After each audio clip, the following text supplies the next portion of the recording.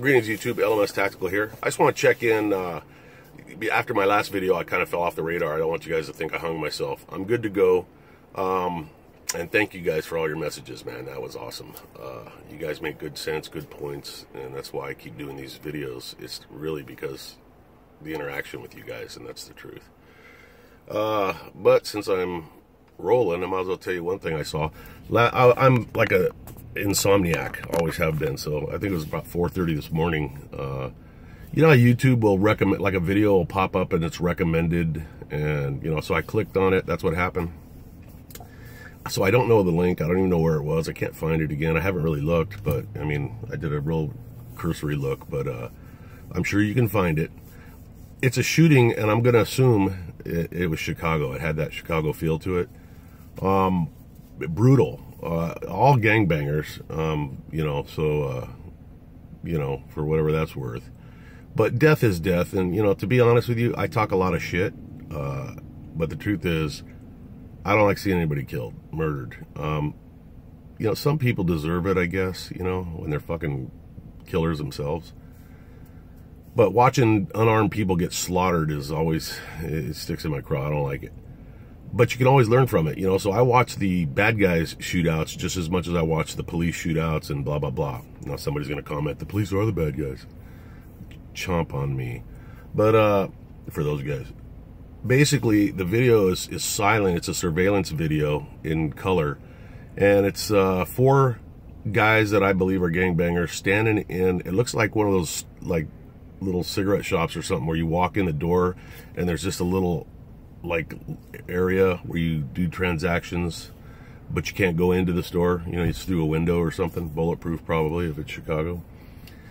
And these 4 guys are standing there, and obviously they're looking for something outside. I don't know if they're running from somebody or what.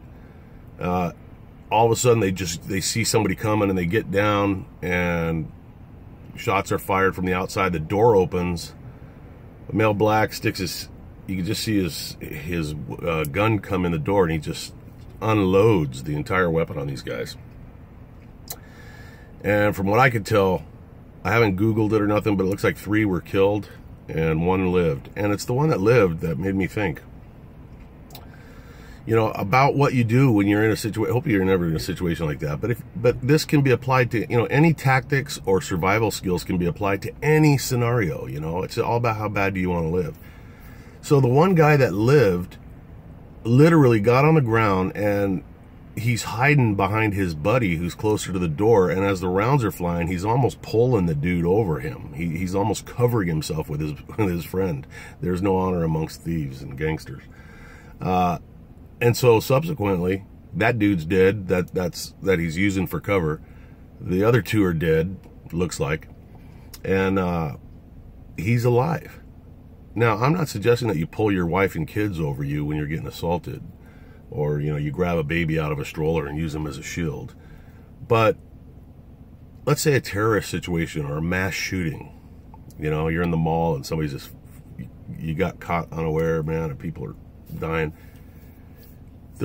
How bad do you want to live? You know, the little gangbanger either very smartly or just accidentally did something right.